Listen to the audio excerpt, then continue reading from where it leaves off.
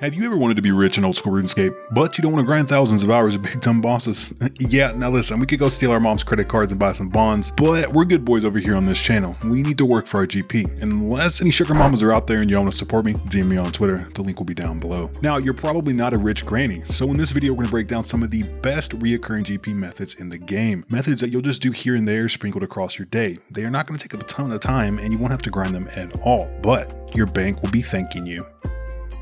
These methods are running on timers. That means you'll be doing them every few hours and some you'll be doing every day, but they won't take up much time at all. Most of them will take less than just a few minutes to do, and the best one on this list will take just a few seconds per day to net you over 150,000 GP for doing next to nothing. These are great for maintaining a bond or just slowly increasing your net worth as the days go on. They may not seem like much at all if you only do them once or twice, but all combined, if you do these weekly and just a few hours per day, you can make over 5 million GP per week or 25 mil per month for just a few minutes of work. Now, the guide will be broken into a few different sections. You have the farming section, collecting, and then the super passive.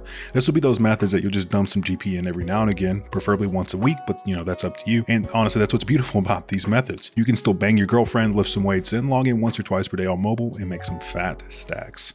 First up is farming, one of the most passive skills in the game, and of course it comes with some sick profit. Now, I know we're gamers, not farmers, but listen, hear me out. It's a little annoying to get in the habit of, but once you're picking and pulling weeds, you're gonna be rich. Now, herb runs are an amazing way to bump up your bank a couple times per day. You can do a run every 90 minutes, and it takes around 6 minutes to complete a full high-level herb run. Now listen, the lowest level herb on this list is currently also the best herb to do. So all you low level newbies out there, you're in luck. Doing toad flax runs every 90 minutes will net you around 200k for 6 minutes of work. Now you'll want to have some magic secateurs unlocked from Fairy Tale Part 1 and as many herb patches as you can. Currently there are 9 patches spread out across Gillinor. So the more you have, the more money you'll be making. You'll also want to be using ultra compost on your herbs to prevent them from dying and to give you the best yield. You can grab that off the Grand Exchange and currently it's sitting pretty cheap. Other than that, you're just going to sit back and let the boys grow. Some other notable mentions are Renar and Snapdragon herbs. Now these are a little bit more pricey and they require a higher farming level, but the XP from these bad boys is pretty good as well. And of course, always check the GE price before you buy a big fat stack of seeds and then commenting below like, I didn't make any money, it's not near as good as you say. Listen boys, things change, and if you're watching this 2 years in the future, check the prices. Come on, use your brain. Now, if you thought farming was only going to be some herb runs every now and again, you're wrong. There's other things you can farm. We're generalist farmers, okay? We can do cactus and we can also do coconut runs, and you can toss those in with your herb runs to maximize your profit. They'll add a couple minutes to the run, but they'll increase your profit by 50%, netting you about 300k every couple hours for just a couple minutes of work. Cactus spines can be done every time you do a herb run, while coconuts finish growing after around 3 hours. So every 2 herb runs you can do a coconut run. So unlike the farmers, you're not actually having to work too much at all. A break here, a break there, it actually adds a nice little mix into your day-to-day RuneScape content grind. If you're doing a Slayer task, just go pop in and do a herb run every now and again. Or if you're grinding a skill, it kind of breaks the monotony of it all. And it's making you some serious GP.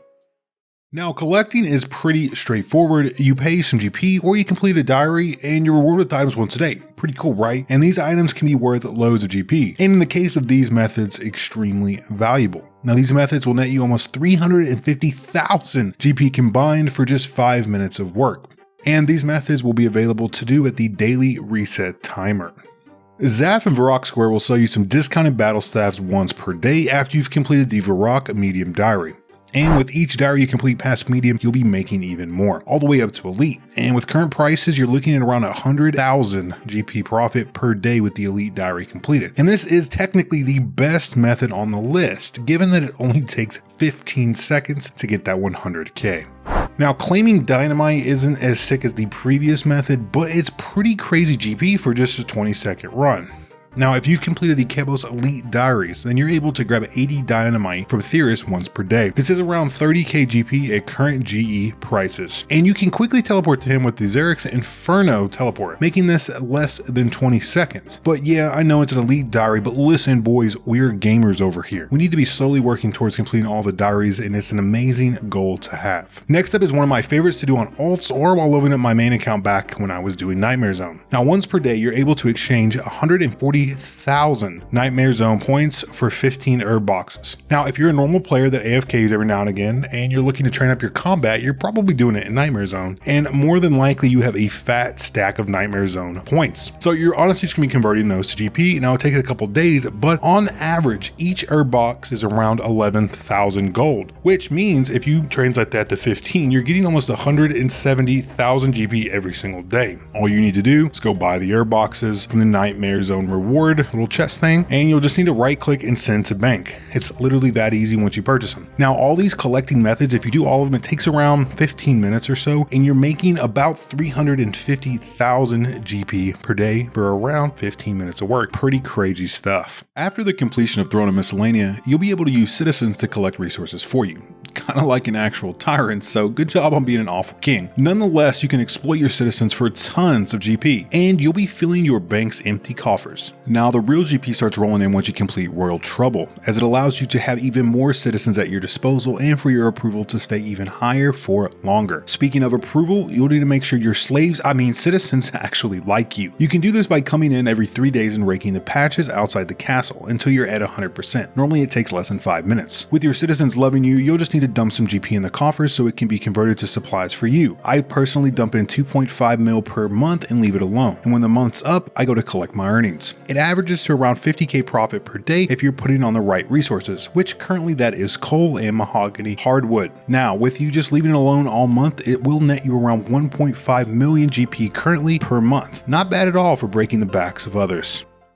Our last entry on the list is something I've been doing for years. Even back in RS2, this was an amazing passive moneymaker, but it can kind of get a little complicated. But don't worry, I'm gonna make it easy for you. Pretty much, you know the game is infested with bots, and they can do everything from cut you trees to killing high level bosses. Now, most of them are concentrated on a few key items like logs, chins, ores, etc. Now, what you might not know is that most bots dump their items late at night for way below the active trading price. This gives you a good window to come in and buy the items cheap and then resell them later for some good profit. Now, typically I'll leave an offer in overnight for 7 to 10% less than trading price on red chins or U logs, for example, just something that's high volume and definitely bought it. Then when I wake up, I'll check how many I got and relist them for the active trading price. Now, depending on margins and how lucky I get, I can make anywhere from 100k to 800k while I sleep.